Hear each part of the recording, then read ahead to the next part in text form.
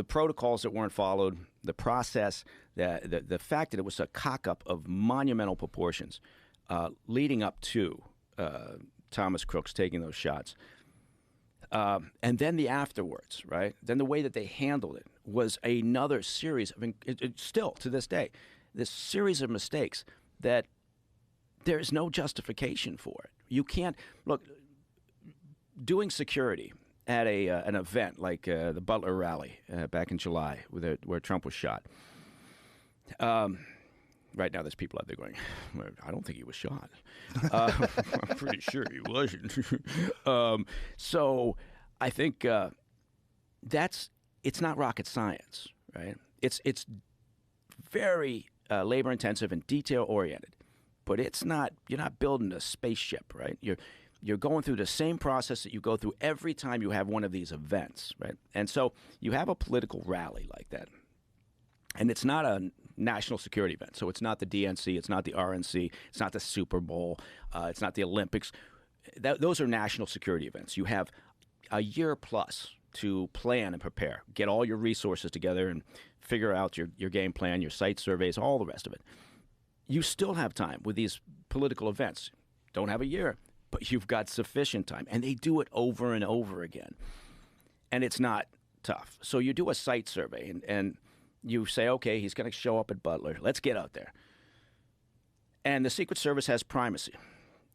They work with local, state resources if they need to heavy up the security and they don't have the available resources. But they have the primacy. So they go out and the site survey, that whole process, the risk threat assessment and the survey is where you identify your timelines and your resources and your deployment of resources and all the various things, your command and control center, your communications protocols, all those things. But it's over and over and over again. It's there's a methodology to it. And the Secret Service, they do this all the time. So it does lead you to wonder how many more events in the past have they been, not buttoned up and they just got lucky because there wasn't a shooter. But there's no way to excuse what happened because it was such a breakdown of events. And then afterwards, in the hot wash and in the briefings that they did provide, and going up on Capitol Hill, and Kimberly Cheadle, the now departed director, it was a classic lesson in how not to do crisis communications. And she should have been, the director, who's now gone, she should have been out on the rally grounds that evening, and with a team and with the agent in charge, and it should have been very clear to the press all around that they were out there doing the investigation, assessing what had happened, and people would be responsible, and they would talk. But none of that happened. It was just a fucking go rope. So it's because it's Trump. If it was anybody else, like if that had happened, if there's an assassination attempt about Biden, it would have been crazy. If Biden got winged on the ear the same way, and they took him out and the whole deal, and they shoot the guy, and there's an investigation, it would have been on the news constantly, constantly for weeks and weeks. It would have been lead story every night. More information in the assassination attempt on President Biden. Day 22. Yeah, it would have been the same thing. Right-wing, far-right activist, registered Republican, Thomas Crooks. Yes. Because apparently he was a registered Republican. Yeah, he had donated, I think, $15 to a Democratic or a progressive group, and he had registered as a Republican, and he was all over the map. He had done research on Biden. He'd done research on Trump. He was, they're trying to posit a motivation because they haven't been clear about that yet. They're still trying to figure out a motivation that he was just looking for an opportunity, right, to carry out his vision. Did he have we don't even know. Does he have a history of being mentally ill? There was some talk. They're starting to develop a narrative that says, for the past couple of years, people were concerned about his mental health. There were a couple of people, I think, that had a acquaintance with him that were saying, well, we just assumed he was bipolar or depressive. He had researched depressive disorders that was on some of his electronic gear.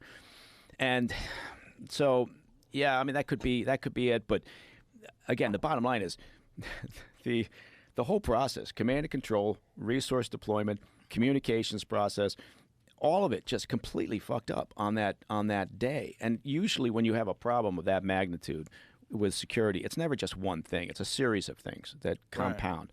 Right. And, but then, the acting director, Roe, he goes up there and, early, it was a few weeks back now, but when he first showed up to say, I'm the acting director and I'll go up to Capitol Hill and answer your questions, which he didn't really do. They were talking about, well, it's almost impossible to get all the elements talking on the same frequency, right? The local police are talking on their frequency, Secret Service talking on their frequency, counter sniper teams, maybe they're operating on a different channel. You can't combine those. Well, of course you can. I just telling you for a fact that you can. There are capabilities out there and available to allow you to get everybody talking on the same sheet of music at an event like that. Of course. And to say otherwise is nonsense. Yeah, and it's also it defies logic, but it also, and that, I think that was the thing about this, is why people were so shocked, is because you didn't have to be a security expert to look at this thing in real time. Well, how about the sloped roof thing? Oh God, we couldn't get agents up there because the roof was sloped.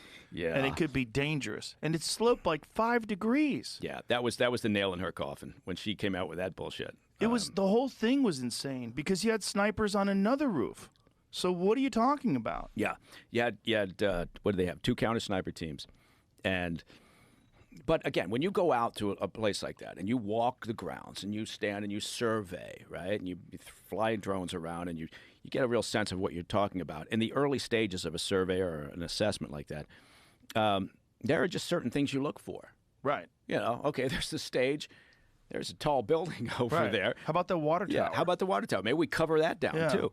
And and I think the transparency that we have on this right now is pretty much thanks to the local law enforcement. I mean, that's where we've gotten most of our information, right? They've shared body cam images. They've shared radio conversations. And I think in part they're doing it because they're so pissed off, right? Yeah, well, their conversations were about how they saw this guy in advance and they alerted people. He was walking around with a fucking rangefinder. Yeah. You think that's is that a clue? You walk around with a rangefinder, they should just arrest you. It's shocking. And then he was there a couple hours ahead of time flying a drone. Insane.